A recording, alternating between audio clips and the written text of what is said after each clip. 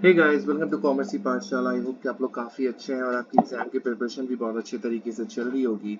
तो आज जो हम टॉपिक करने वाले हैं वो है BCOC 186 का, BCOS 186 का, और बहुत ही इंपॉर्टेंट टॉपिक होने वाला है ये, तो इसको अच्छे से देखिएगा।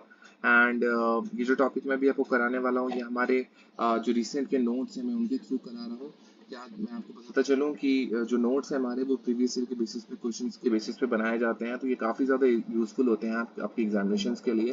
तो अगर किसी को इन नोट्स को बाई करना है, they can buy these and they are gonna very much assure कि उनको जो है एग्जामिनेशन में मोर देन 70 to 80% क्वेश्चंस आराम से मिल जाएंगे। और अगर आप अच्छे तरीके से स्टडी करते हो, आप उतने ही मार्क्स या उससे ज़्यादा भी आप एग्जामिनेशन में ला सकते हो। सो इट्स वेरी इंपॉर्टेंट कि अगर आपके पास आपने अभी तक कुछ स्टडी नहीं कर रखा है तो start preparing from the notes only and it will be more than enough. इसके अलावा कुछ और आपको स्टडी करने की जरूरत नहीं है, बट इसके साथ हम लोग आपको चैप्टर वाइज क्वेश्चन आंसर जो इंपॉर्टेंट हैं वो भी हम लोग आपको फ्री ऑफ कॉस्ट प्रोवाइड कर देंगे। लेकिन ये नोट्स अपने आप में ही काफी होगा, इसके अलावा आपको कुछ और करने की जरूरत नहीं पड़ेगी। ठीक है। तो सबसे पहला टॉपिक जो हम लोग करने वाले हैं इस वाले चैप्टर में, इस वाले सब्जेक्ट में, वो है explain the concept of personal selling. Personal selling क्या होती है and discuss the characteristic and objectives of personal selling.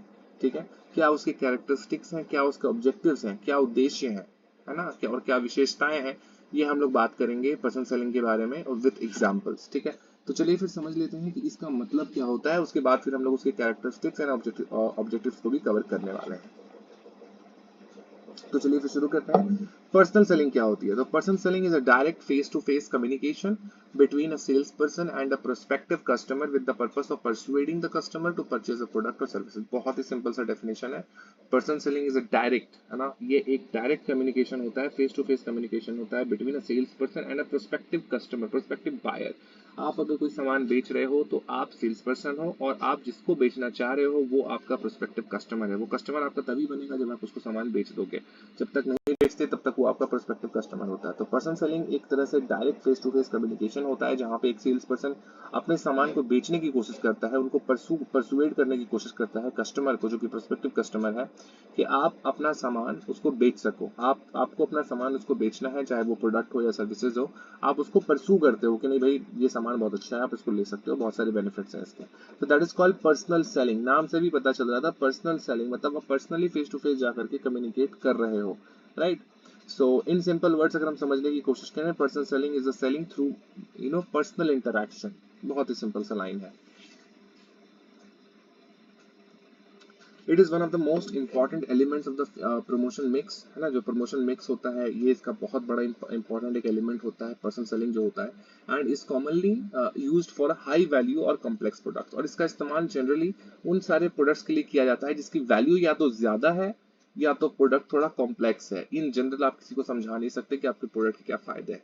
But अगर सपोज आपको कोई जेरोक्स मशीन बेचनी है जो कि एक दिन में इतने बहुत सारे ज्यादा पेपर्स जो है वो कर सकता है, या फिर एक्सरे मशीन बेचनी है किसी हॉस्पिटल में जाकर के, आप समझ रहे हो ना, तो इस तरह की कोई हाई वैल्यू अगर प्रोडक्ट होगी तो आपको पर्सनल सेलिंग की ही आवश्यकता पड़ेगी। आप ओवर द फोन या फिर जस्ट इनडायरेक्ट माध्यमों से आप उसको बेच नहीं सकते। तो यहाँ पे पर्सनल सेलिंग की आवश्यकता काफी ज्यादा पड़ती है। तो प्रमोशन मिक्स का ये बहुत ही एक इंपॉर्टेंट एक एलिमेंट है।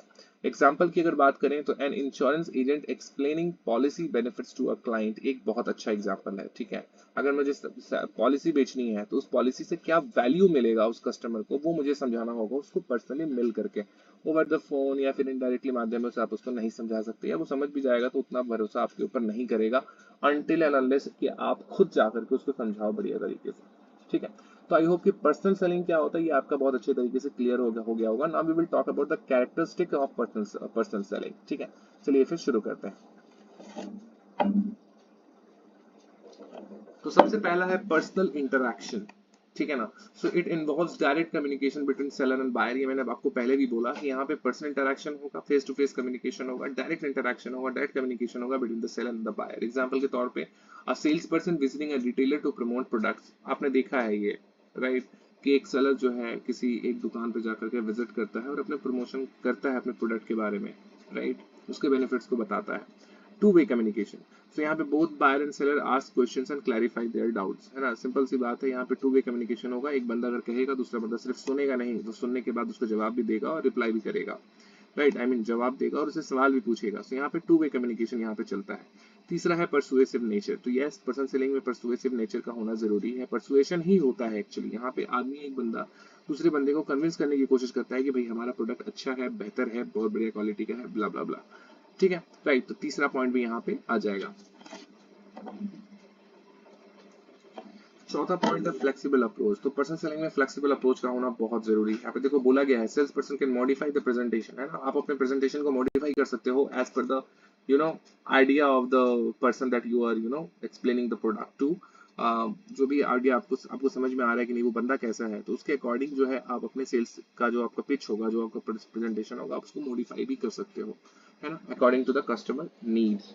पांचवा है इमीडिएट फीडबैक। तो इमीडिएट फीडबैक यहाँ पे भाई मिलता है कैरेक्टरिस्टिक में, है ना, राइट। कैरेक्टरिस्टिक हम लोग कर रहे थे, यहाँ पे इमीडिएट फीडबैक। अगर आपको कोई सामान किसी को बेचना है, आपने उस सामान को उसको डेमो दिखाया, उसका इस्तेमाल करवाया, तो सामने वाला बंदा तुरंत आपको बता देगा कि उसको ये चीज पसंद नहीं आई या तो ये चीज पसंद आई है। तो इमीडिएट फीडबैक आपको यहाँ पे मिल जाता है। तो sales person gets instant reaction from the customer. छठा इसका कैरेक्टरिस्टिक क्या है कि ये रिजल्ट रिलेशनशिप ओरिएंटेड होता है। यहाँ पे आप लॉन्ग टर्म रिलेशनशिप बनाने की कोशिश करते हो। आप फेस टू फेस किसी से तभी मिलोगे जब आपको लगे कि ये हमारे लिए लॉन्ग टर्म में बहुत ज़्यादा जरूरी बंदा है, बहुत ही ज़्यादा जरूरी कंपनी है, तो ही आप रिलेशनशिप बिल्डअप करने की कोशिश कर रहे हो। सो रिलेशनशिप ओरिएंटेड होता है। Focus on building long term relationship. Example के तौर पे मेडिकल रिप्रेजेंटेटिव जो होते हैं वो एक रेगुलर कॉन्टैक्ट बना करके रखते हैं with the doctors, right. So this is a relationship oriented relation जो कि होता है between the customer and the buyer, sorry, between the customer and the seller, right? So these are the characteristics. Now we will talk about the objectives which are also very important. Objectives के बारे में बात कर लेते हैं। So पहला objective होता है इंक्रीज सेल्स। अपना सेल्स को बढ़ाना। हाई वैल्यू प्रोडक्ट है तो भाई एक भी अगर आप बेचोगे तो बहुत ज़्यादा सेल्स हो जाएगी, right. So the primary objective जो होता है वो सेल्स का ही होता है, क्योंकि कॉम्प्लेक्स प्रोडक्ट है, ये बेचना इतना आसान नहीं है, तो आप पर्सनली जा रहे हो उसको बेचने के लिए। सो डेफिनेटली आपका जो मेन टारगेट है वो आपकी सेल्स को बढ़ाना ही है, राइट। तो इंक्रीज सेल्स यहाँ पे हो जाएगा। Hang on, okay.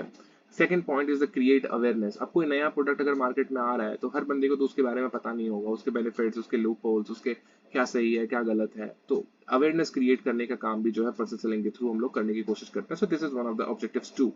तीसरा पॉइंट है डेवलप कस्टमर रिलेशनशिप। तो या दिस इज वेरी इंपॉर्टेंट। हम लोग डेफिनेटली पर्सन सेलिंग के थ्रू एक अच्छा रिलेशनशिप, ट्रस्टवर्दी लॉयल रिलेशनशिप आप बनाने की कोशिश करते हैं, ताकि इन फ्यूचर कभी भी आपको जरूरत पड़े तो आप वापस से उस चीज को, कोई नए प्रोडक्ट को आप उस बंदे को पिच कर सको, या वो बंदा भी आपके ऊपर रिलाई करके दोबारा से आपसे प्रोडक्ट वो मांग सके या कह सके कि भाई ऐसा ही प्रोडक्ट कोई दो हमें, राइट। सो यहाँ पे एक कस्टमर रिलेशनशिप बनाने की कोशिश की जाती है। यहाँ पे this is one of the objective. Fourth point is handle objections, है ना। जो भी ऑब्जेक्शंस होते हैं उनको हैंडल करना, है ना। Clarify doubts and remove barriers to purchase. अगर परचेज होने वाला है, क्यों नहीं हो रहा है, क्या कारण है, ये आपको पता करना, ये भी वन ऑफ द ऑब्जेक्टिव है ऑफ दिस, है ना। तो किसी भी तरह का डाउट क्लैरिफाई करना, रिमूव द बैरियर्स। परचेज होने में क्या दिक्कत हो रही है, क्या बैरियर्स को फेस करना पड़ रहा है, राइट। पांचवा पॉइंट है provide after sale service. So this is one of the basic and very important topic actually. हर एक प्रोडक्ट को बेचने के बाद आफ्टर सेल सर्विस प्रोवाइड करना जरूरी है। आपने सामान बेच दिया, ऐसे नहीं होता काम। बेचने के बाद आपको सर्विसेज भी देनी होती है। तो अब यहाँ पे main objective, one of the objective ये भी है कि आप आफ्टर सेल सर्विसेज प्रोवाइड करो to the customer. Sixth point is gather market information. So yeah this is also one of the important objective कि मार्केट इन्फॉर्मेशन भी आपको मिल जाता है। यहाँ पे आपको कस्टमर फीडबैक तो मिल ही गया था, साथ ही साथ आपको अपने कॉम्पिटिटर का भी इन्फॉर्मेशन मिल जाता है। जब आप अपने कस्टमर के पास जाते हो और वो अगर ऑलरेडी कोई प्रोडक्ट यूज कर रहा है तो आपको पता होगा कि आपका प्रोडक्ट और कौन सी कंपनी बना रही है, right? So you will get the customer feedback as well as the customer competitor information as well. So this is one of the objective as well. Now the topic is about to an end. Conclude कर देते हैं इसको। I hope कि आपको समझ में आ गया होगा पर्सन सेलिंग क्या होती है, उसका कैरेक्टरिस्टिक भी हम लोगों ने कर लिया, उसका ऑब्जेक्टिव भी हम लोगों ने कर लिया। अब इसको कंक्लूड कर देते हैं। So this is the way you will have to write the answers in the examination actually. तो ये भी आपको याद रखना है। पहले इंट्रोडक्शन देना है, फिर बॉडी लिखना है, आई मीन कॉन्टेक्स्ट करना है, एंड देन आपको कंक्लूड कर देना है। So personal selling is a direct and persuasive form of promotion involving personal interaction between seller and the buyer. Simple सा लैंग्वेज है। पर्सनल सेलिंग एक डायरेक्ट एंड परसुएसिव एक प्रोसेस है, तरीका है, जहाँ पे आप पर्सनल इंटरेक्शन करते हो सेलर एंड बायर के साथ, आई मीन की होती है, मतलब पर्सनल इंटरेक्शन होती है, और यहाँ पे आप एफर्ट लगाते हो, अपना प्रोडक्ट समझाने की कोशिश करते हो टू द बायर ताकि वो आपके प्रोडक्ट को खरीद ले, right. So it is characterized by two way communication. इसकी कैरेक्टरिस्टिक के बारे में बोला गया है कि एक टू वे कम्युनिकेशन है, फ्लेक्सिबिलिटी होती है, रिलेशनशिप बिल्डिंग होती है इसमें, है ना। ऑब्जेक्टिव्स के बारे में क्या बोला गया था कि इनका मेन ऑब्जेक्टिव सेल्स को बढ़ाना होता है, अवेयरनेस क्रिएट करना होता है, हैंडलिंग ऑब्जेक्शंस ऑब्जेक्शंस को हैंडल करना होता है, एंड साथ ही साथ लॉन्ग टर्म रिलेशनशिप बिल्ड करने के ऊपर भी इनका ध्यान होता है। सो आई होप कि आपको ये लेक्चर काफी पसंद आया होगा। पसंद आया तो प्लीज लाइक कमेंट और शेयर करो अपने दोस्तों के साथ। And yes, all the best for examination. If you want the notes, you can simply call me or WhatsApp me at my number. You can see the number in my screen, right? So do call, and if you have any other doubt, feel free to call. Okay, कोई परेशानी वाली बात नहीं है, कुछ भी दिक्कत हो, you can call me. Thank you so much. Bye bye and take care.